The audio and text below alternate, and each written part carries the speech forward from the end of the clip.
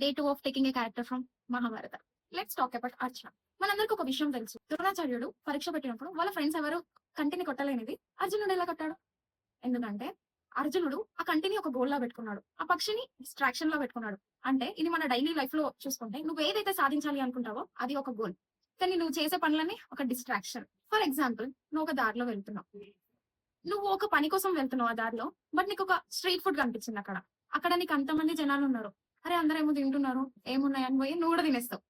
కానీ నువ్వు అక్కడ ఏంటిది, నువ్వు చేయాలనుకున్న పని మర్చిపోతావు.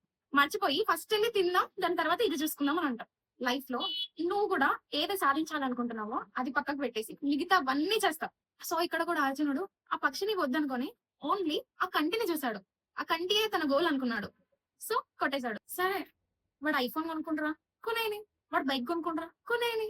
వాడు ఈ డ్రెస్ తీసుకొని అవన్నీ మనం పట్టించుకోవద్దు. మనం ఏదైతే అచీవ్ చేయాలనుకుంటున్నామో అది అచీవ్ చేశాక ఇవన్నీ నువ్వే కొనుక్కుంటావు.